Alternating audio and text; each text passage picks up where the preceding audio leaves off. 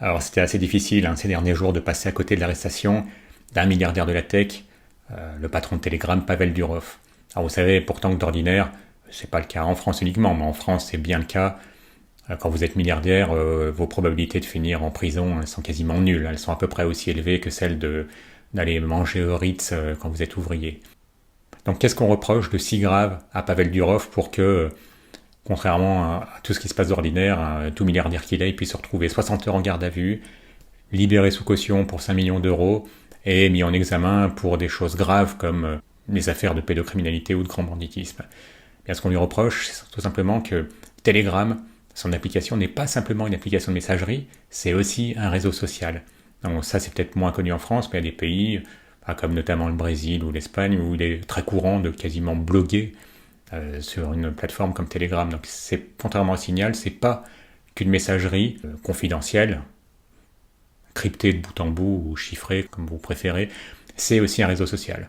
Donc on pourrait se dire, ok, il décide de pas modérer, et donc ça lui retombe dessus. Ce qu'on reproche aussi à Telegram, c'est de ne pas collaborer avec la police ou la justice quand des crimes sont signalés. Bon, ça c'est une chose assez courante.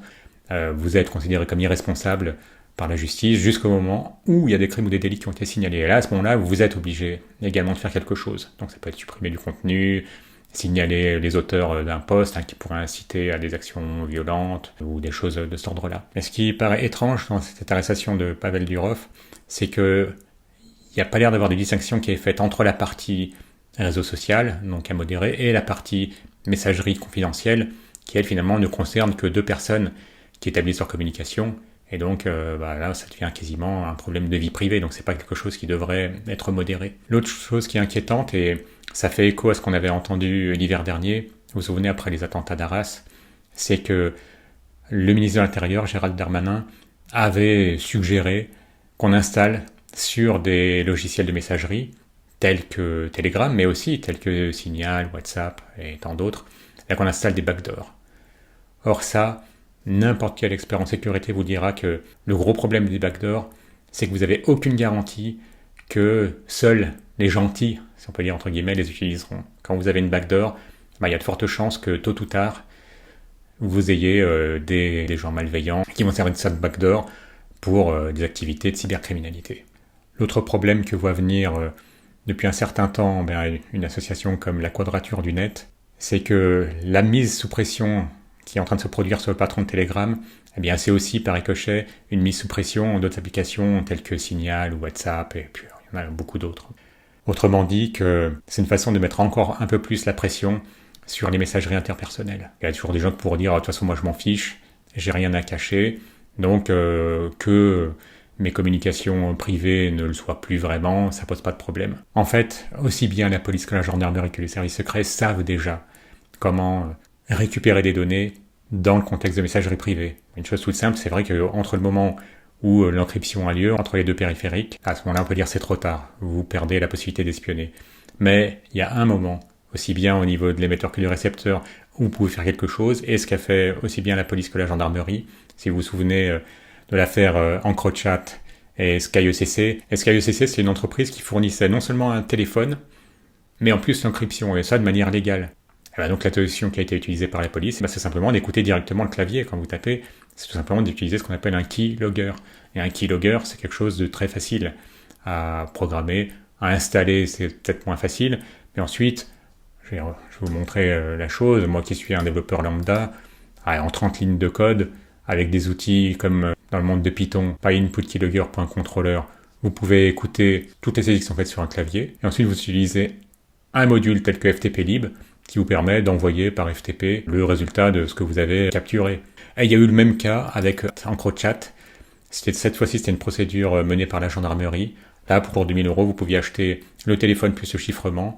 Il y avait à peu près 50 000 utilisateurs. Et là où ça pose vraiment problème au niveau du recul des libertés, et simplement du droit aussi à la vie privée, c'est que le simple fait d'être utilisateur d'une application, ça vous rend suspect. Donc au lieu de cibler spécifiquement des gens qui sont, comme on dit, bien connus des services de police ou d'espionnage, en fait tout le monde se retrouve pris dans les filets. En tout cas techniquement, l'affaire aussi bien EncroChat que SkyECC, ça prouve que si vous avez besoin d'intercepter les conversations qu'il y a entre deux personnes. Même si ça se fait via des téléphones dédiés plus encryption, les services y arrivent. Donc il n'y a pas besoin d'installer de backdoor. L'autre problème aussi, l'autre argument qui tient pas quand on dit j'ai rien à me reprocher, donc il n'y a aucun danger que je me retrouve un jour pris par accident dans les filets de la police ou de services d'espionnage, eh bien malheureusement, vous pouvez quand même l'être. Il suffit que vous ayez dans votre carnet d'adresses quelqu'un qui, lui, est impliqué dans des affaires illégales pour vous trouver vous-même espionné, voire accusé à tort. Il suffit par exemple que dans votre téléphone, vous ayez, imaginons que vous ayez recours à un jardinier qui vient tondre votre pelouse, ou un bricoleur qui vient pour faire des travaux de bricolage chez vous. Le simple fait de l'avoir dans votre carnet d'adresse suffira à vous rendre suspect. Et ensuite, on vous appliquera le fameux « Ah, il n'y a pas de fumée sans feu, s'il a été espionné, s'il a été mis en garde à vue, c'est forcément pour une raison. » Vous voyez bien que vous pouvez très bien vous retrouver simplement par le fait d'être dans le carnet d'adresse de quelqu'un qui est connu des services, vous retrouvez vous-même mis dans le même panier. D'autant que le droit français est très clair, il impose de cibler des personnes en particulier, et pas faire des écoutes généralisées. Alors ça fait de nombreuses années que Signal est réputé bien plus sûr au niveau de votre vie privée que Telegram. C'est pour ça que ça m'a vraiment surpris de voir que les macronistes étaient à ce point fans de Telegram. Ça c'était un document que j'ai vu passer il y a déjà 3 ans via Rolling Stone, qui est même le citait. C'est un document de 2020 déjà, sur des données, métadonnées auxquelles pouvait accéder le FBI. Alors vous pouvez voir que la liste est bien plus longue sur des applications comme WhatsApp que sur des applications comme Signal. Eh bien, comme elle collecte quasiment aucune donnée, le créateur de Signal, j'ai pas réussi à retrouver ce document, mais je me souviens l'avoir vu il y a 1 an ou 2, dans lequel il disait de toute façon, je peux pas livrer vos données au FBI, puisque de toute façon je les collecte pas. Donc c'est clair, le problème est réglé à la base, et vous voyez que WhatsApp, c'est la fête.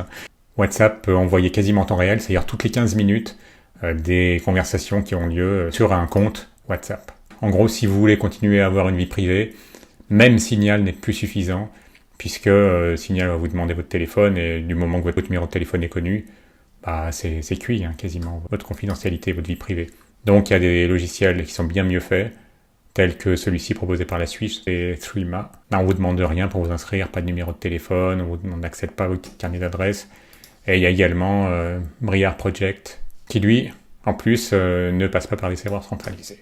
À partir de quel nombre, finalement, de participants vous considérez qu'on est sur un espace public? Est-ce que le fait que 2 personnes utilisent une application pour vous, c'est déjà du domaine du public, puisque c'est pas dans la sphère simplement de leur domicile? Est-ce qu'un groupe privé à partir d'un certain nombre de participants ne doit plus être considéré comme privé? N'hésitez pas à le mettre en commentaire. Un petit like si vous avez aimé. Abonnez-vous si ce n'est déjà fait et à bientôt.